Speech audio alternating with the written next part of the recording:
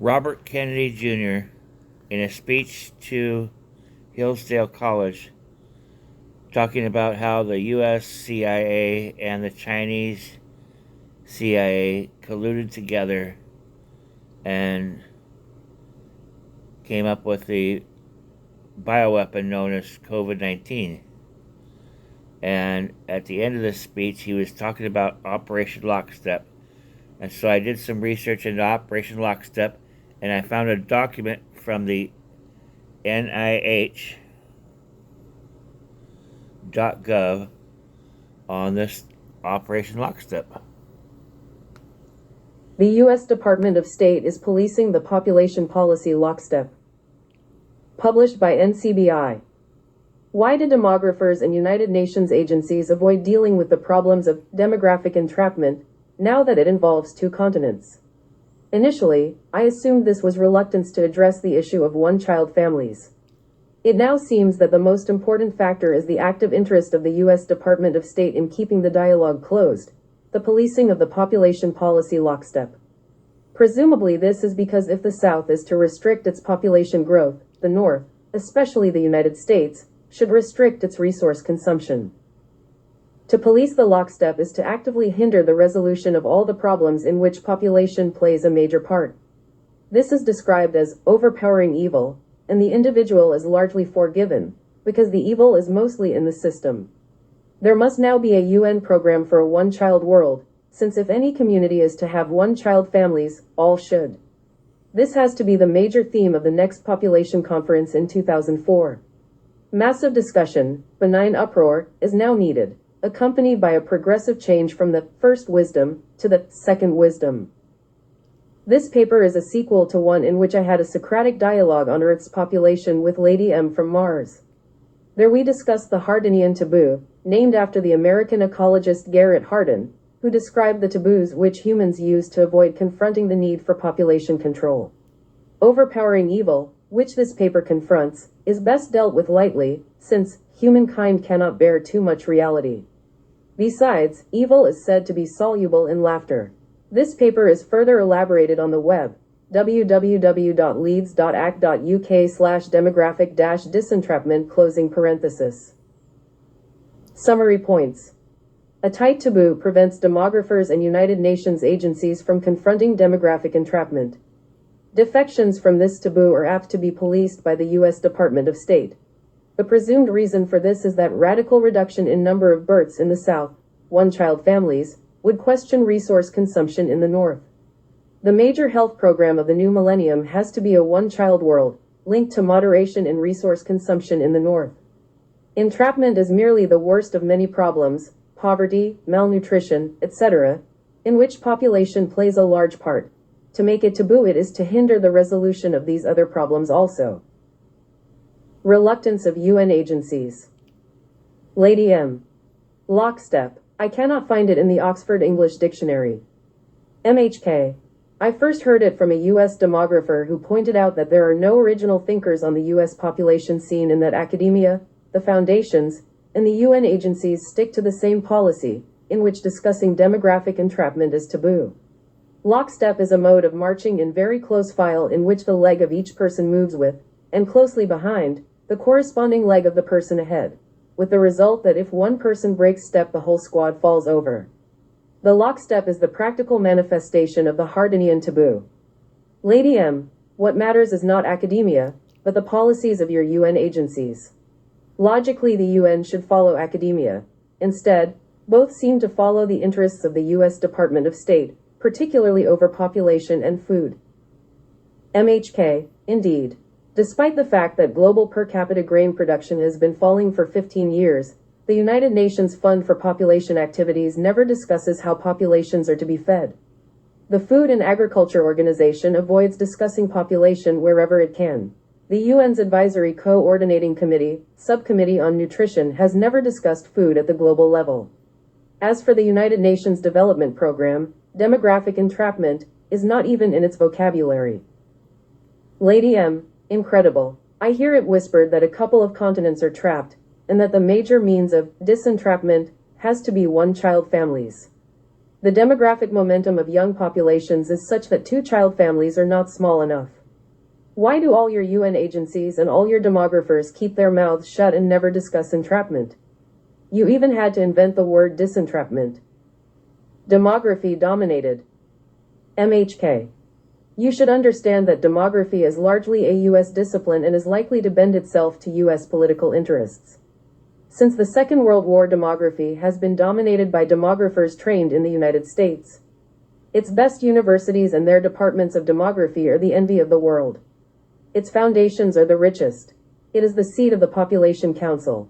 2 decades ago, there were no demographers in China.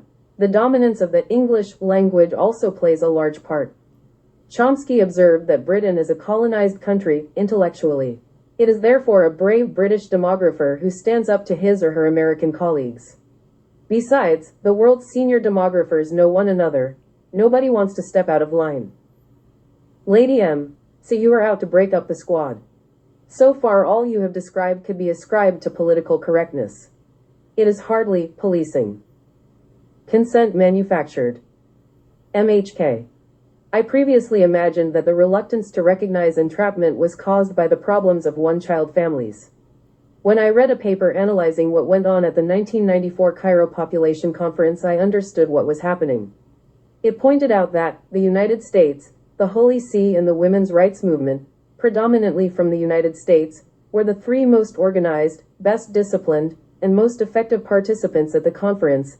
That, historically, the State Department has considered population in the light of U.S. and global security, and also that, once formed, the U.S. position was advanced with determination and skill through every available channel. In Chomskyan terms, consent was indeed being manufactured. To dominate the political process, the ordinary methods of fixing the agenda are usually enough. These need money, a firm political will, and intense participation in the prepcons, preparatory conferences, leading up to a major conference like that in Cairo. They involve measures like paying the expenses of those non-governmental organizations that support your interests, but not those of organizations that don't. More extreme measures are necessary only occasionally, as in 1994, when population politics were particularly tense. You have to understand that there are some things that the BMJ just cannot print. For these, you are going to have to look on the web. I believe that the sanctions described there that were placed on a dissenter like myself merit the term policing. Let me give you a milder example. In 1996, the British journal Population Studies held a symposium celebrating its 25th anniversary. Several speakers praised the success of the demographic transition theory. I got up and said that I was concerned with its failures. The failure of birth rates to fall, resulting in populations exceeding the carrying capacities of their ecosystems. I said I was going out to Uganda the following day to lecture on disentrapment. The U.S. demographer Sam Preston said, in effect, Maurice King advises, let sick children die, in severely trapped countries since one more mouth to feed is less for someone else. He was referring to my controversial first paper. The atmosphere was electric. The lockstep squad was being kept in step. Why has Lester Brown stopped writing about entrapment? What really convinces me is that, when I recount the policing of the lockstep to U.S. nationals working in international health, they are apt to say, of course, what else do you expect? Those in senior government positions maintain an embarrassed silence. The thesis that the Department of State is doing its best to keep the Hardinian taboo tight is therefore more than merely plausible. Informally, in some circles, it is now banal. The Department of State is doing the policing, not the American people or Congress. Incidentally, this paper will delight many liberal Americans.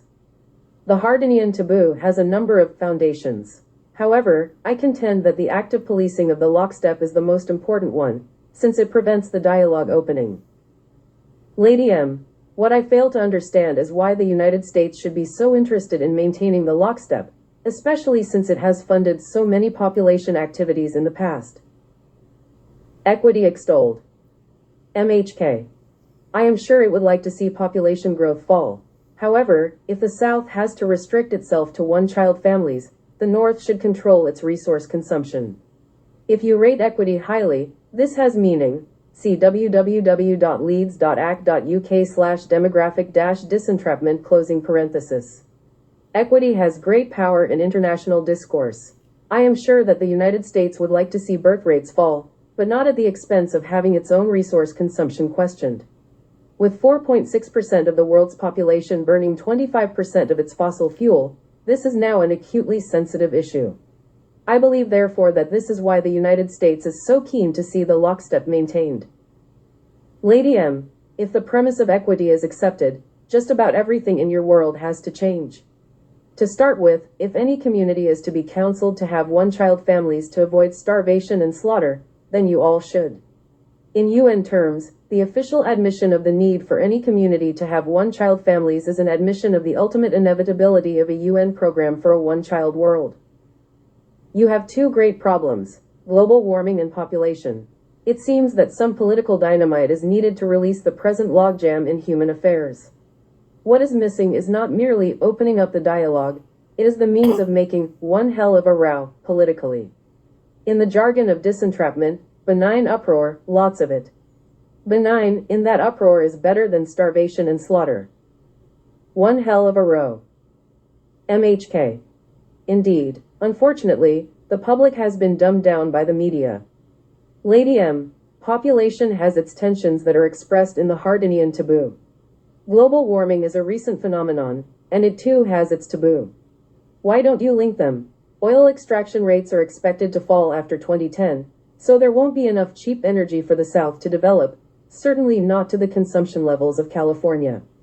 The result is that the few people who currently understand this will taboo the unhappy thought. I suggest that you do all you can to get the Hardinian taboo ended, and then trust that arguments based on equity will divert some of the emotional energy that is released towards the behavioral change that is needed to stall global warming.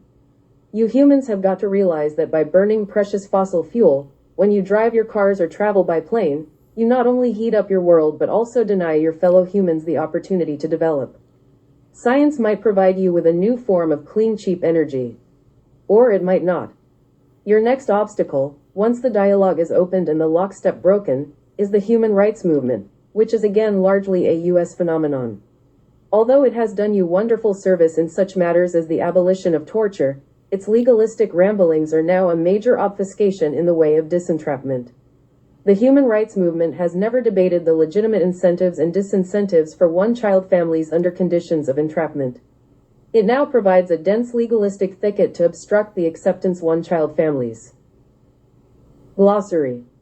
Benign uproar. The intense debates that are to be expected globally as the Hardinian taboo lifts, entrapment is recognized, and behaviors change. Unpleasant, but better than malignant uproar. Cairo Conference. The 1994 Conference on Population and Development that placed women's health and empowerment at the center of the United Nations population strategy and downplayed the demographic rationale of population policy. This article, however, suggests that the conference had a hidden agenda. Demographic entrapment. A condition in which a population exceeds, or is shortly expected to exceed, three constraints: the carrying capacity of its ecosystem and its ability to migrate, and the ability of its economy to generate sufficient exports which it can exchange for food and other essentials. This ends in malignant uproar, starvation and slaughter. Demographic momentum. The pressure for population growth inherent in a young population. If all women of reproductive age in a country were instantly to confine their families to 2 children only, the country's population would still about double before it eventually stabilized. 2-child demographic momentum.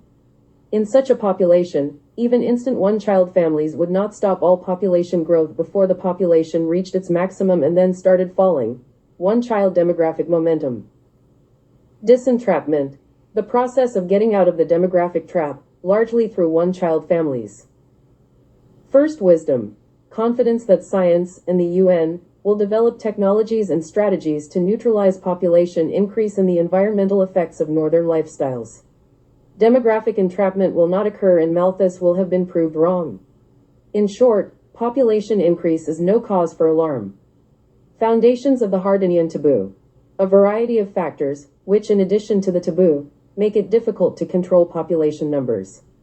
These include the position of certain religious groups in respect of family planning, aspects of the human rights movement, and the requirement that if the South is to moderate its fertility, the North should moderate its resource consumption. Hardinian taboo, named by Paul Demeny, editor of Population and Development Review, after the controversial U.S. ecologist Garrett Hardin, and at its most obvious over the non-recognition of demographic entrapment. The hardening taboo is a psychological failing, supposedly inherent in our psyche, that makes us unable to control our population numbers. Lady M, a mythical Martian much interested in Earth's population. Lockstep, a method of marching in very close file, so that if anyone breaks step the whole squad falls over. Malignant uproar, starvation and slaughter as a consequence of demographic entrapment. One child world, a UN-led political direction, rather than a tight directive, with countries setting about it in their own way. Seen as the paramount public health program for the new millennium. Overpowering evil, the consequences of the failure to recognize entrapment, consequences not only for the trap themselves but also for the many other grave human problems in which population plays a part, and which include global inequality, malnutrition, ecological destruction, deforestation, and street children. Population policy lockstep, the closely coherent population policies currently in vogue in academia, the foundations, and the UN agencies. These are tightly bound by the Hardinian taboo and deny that entrapment exists. Second wisdom, a radical view that believes parts of Africa and Asia are demographically entrapped and seeks urgent solutions to the population problem, namely, through one-child families. It doubts science's ability to increase grain production and tackle global warming. It also doubts the UN's ability to satisfactorily address the population issue. The second wisdom argues that if the South is to reduce birth rates, the North must reduce resource consumption. To what extent do you think that the human rights movement is driven by U.S. political objectives? MHK, that is something I would dearly like to know. Increasing greed scientifically engineered. Lady M, what most troubles you about this alarming picture? MHK, I am most worried by advertising. As an instrument of the market economy, it seeks to scientifically manipulate the behavior of us humans so that we continually want to consume more, and thus pollute more, in an increasingly unsustainable and inequitable way. In short, it is the scientifically engineered increase of greed. I look on the control of the media as the most urgent task facing public health, and indeed humanity, in the new millennium, the media as disease agent. Naming it for what it is. Lady M, what's all this about overpowering evil? MHK, population is an important component, often the critical one, in all our major human problems: poverty, malnutrition, deforestation, loss of biodiversity, global warming, street children, and increasing global inequality, to name only a few. They would be much easier to solve if our numbers were less and some communities did not grow so fast. Suppressing the discussion of entrapment and policing the lockstep is hindering the resolution of all these problems. The scale and consequences of doing this are such that it can only be thought of as overpowering evil. It is mostly the evil in the system, since the individual is apt to argue, often wrongly, that he or she is powerless. In defense of many of those who presently enforce the lockstep, it must be said that they know not what they do. If you still have any doubts, listen to this. Here in 1948 is George Kennan, head of the Department of State Planning Staff, in a document recently released under the 50-year rule.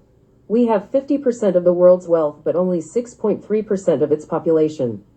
In this situation, we cannot fail to be the object of envy and resentment. Our real task in the coming period is to devise a pattern of relationships which will commit us to maintain this position of disparity without possible detriment to our ultimate security. To do this, we will have to dispense with sentimentality and daydreaming, and our attention will have to be concentrated everywhere on our immediate national objectives. We had better not deceive ourselves that we can afford the luxury of altruism and world benefaction. The day is not far off when we are going to have to deal in straight power concepts. The less we are hampered by idealistic slogans, the better. If even this does not convince you, read Who Paid the Piper, which is about the way the United States manipulated Western intelligentsia during the Cold War. Its present manipulation of the lockstep is fully in line with that. Lady M, by actually exposing overpowering evil for what it is, you have broken its spell. The United States dominates your United Nations system. It also dominates your world intellectually, culturally, militarily, economically, scientifically, linguistically, informatically, and medically. However, it may well be that its dominance is to be most regretted in policing the lockstep in your population policies. The whole rotten edifice of U.S. population politics will now crash to the ground with a resounding squelch. Health is politics, and politics is health. Here you have both on a colossal scale. I would remind you, however, that you are exposing a hitherto unimaginable degree of corruption, the abuse of power for personal gain. Those who do this have to be prepared to pay the price. I will follow your cortege, tearfully. The Hardinian taboo and the enforcing of the lockstep has been an oppression. Huge creative opportunity will follow its release. Future historians are going to look on a couple of world wars as mere tribal squab bless, compared with what happened to your population during the 20th century, and what little you did about it, thanks in large measure to the activities of the U.S. Department of State. Footnotes. References. The U.S. State Department, CIA, and the Chinese counterparts. This needs to be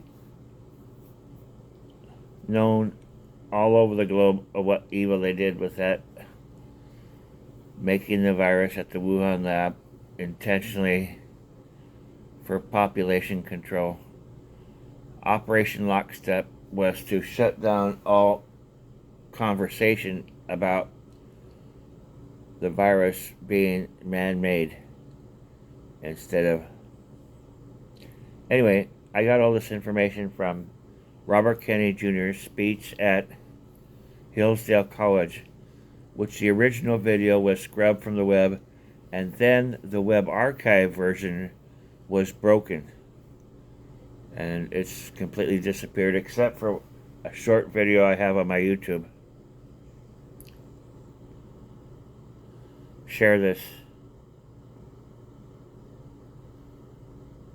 God bless us all.